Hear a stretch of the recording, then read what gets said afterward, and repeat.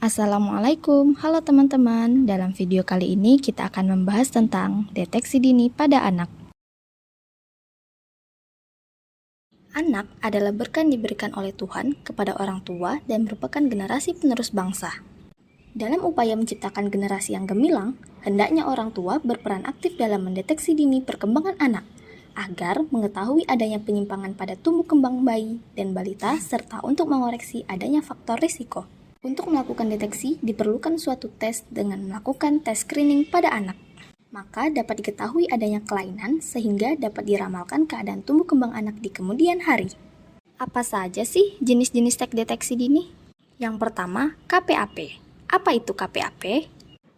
KPAP adalah kuesioner perilaku anak prasekolah, alat untuk mendeteksi dini kelainan perilaku pada anak usia 3-6 tahun. Kuesioner ini berisi 30 pertanyaan tentang perilaku anak yang perlu ditanyakan kepada orang tua. Bagaimana cara menggunakan KPAP? Pertama, tanyakan setiap pertanyaan kepada orang tua dan catat jawabannya. Beri nilai untuk setiap jawabannya.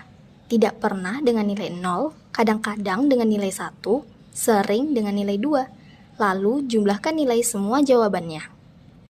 Untuk hasilnya, yaitu jumlah nilai kurang dari 11, artinya anak tidak menunjukkan kelainan perilaku. Kemudian, jumlah nilai 11-15, artinya anak perlu diobservasi lebih lanjut. Dan jumlah nilai lebih dari 15, artinya anak perlu dirujuk ke profesional untuk pemeriksaan lebih lanjut. Yang kedua, KMME. Kuesioner Masalah Mental Emosional adalah alat screening untuk mendeteksi dini kemungkinan gangguan mental emosional pada anak usia 36-72 bulan. Tujuan dari KMME yaitu mendeteksi dini penyimpangan atau masalah mental emosional anak prasekolah serta membantu tenaga kesehatan dalam menyusun rencana dan intervensi yang tepat. Cara melakukannya, tanyakan 12 pertanyaan pada KMME kepada orang tua atau pengasuh dengan jelas dan lambat, dan catat jawaban ya dan hitung jumlahnya. Interpretasi dikatakan normal jika tidak ada jawaban ya, dan untuk tidak normal jika jumlah jawaban ya-nya terdapat 1-12. Jika terdapat satu jawaban ya, maka berikan konseling kepada orang tua tentang pola asuh. Evaluasi perkembangan anak usia 3 bulan. Jika tidak ada perubahan, rujuk ke rumah sakit dengan layanan kesehatan jiwa atau tumbuh kembang anak. Dan apabila terdapat lebih dari satu jawaban ya, maka rujuk ke rumah sakit dengan layanan kesehatan jiwa atau tumbuh kembang anak. Yang ketiga, Pediatric Symptom Checklist 17, yang disingkat PSC-17. Apa itu PSC-17?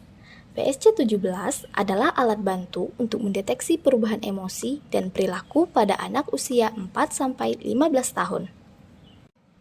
Cara melakukannya, PSC-17 berisikan 17 pertanyaan tentang suasana hati dan perilaku anak. Jawabannya diisikan dengan mencentang kotak yang sesuai. Nilai dihitung dan dikategorikan berdasarkan subskala dan total. Skor tinggi menunjukkan kemungkinan adanya masalah. Jika skor PSC-17 tinggi, penting untuk berkonsultasi dengan dokter untuk pemeriksaan lebih lanjut. Yang keempat, tes daya lihat TDL dan tes kesehatan mata TKM. Tes daya lihat TDL adalah tes yang bertujuan untuk mendeteksi secara dini kelainan daya lihat anak. Tes ini dilakukan setiap 6 bulan pada anak usia prasekolah umur 36-72 bulan. Pemeriksaan mata anak meliputi screening penglihatan, yang dilakukan jika ada kekhawatiran tentang penglihatan anak, dan pemeriksaan mata yang dilakukan jika orang tua melihat gejala awal, seperti anak tampak sulit melihat jarak dekat atau jauh, atau jika ada riwayat keluarga yang memiliki masalah mata. Cara melakukannya, pertama, pilih ruangan yang sesuai. Kedua, gantung poster E setinggi mata anak. Ketiga, posisikan kursi anak 3 meter dari poster E. Keempat, latih anak mengarahkan kartu E sesuai yang ditunjuk pada poster. Kelima, tutup sebelah mata anak dengan buku atau kertas. Keenam, tunjuk huruf E pada poster satu persatu mulai baris pertama. Ketujuh, minta anak mencocokkan kartu E dengan huruf E yang ditunjuk. Kedelapan, ulangi pada mata satunya. Dan kesembilan, catat baris E terkecil yang masih dapat dilihat anak. Anak prasekolah umumnya dapat melihat sampai baris ketiga poster E. Jika anak tidak dapat melihat baris ketiga atau tidak dapat mencocokkan arah kartu E, kemungkinan anak mengalami gangguan daya lihat. Jika anak dicurigai mengalami gangguan daya lihat, lakukan pemeriksaan ulang. Jika pada pemeriksaan ulang anak tetap tidak dapat melihat baris yang sama dengan kedua matanya, rujuk ke rumah sakit dengan menuliskan mata yang mengalami gangguan. 5. Tes daya dengar TDD. TDD adalah tes sederhana yang dapat membantu mendeteksi dini gangguan pendengaran pada anak.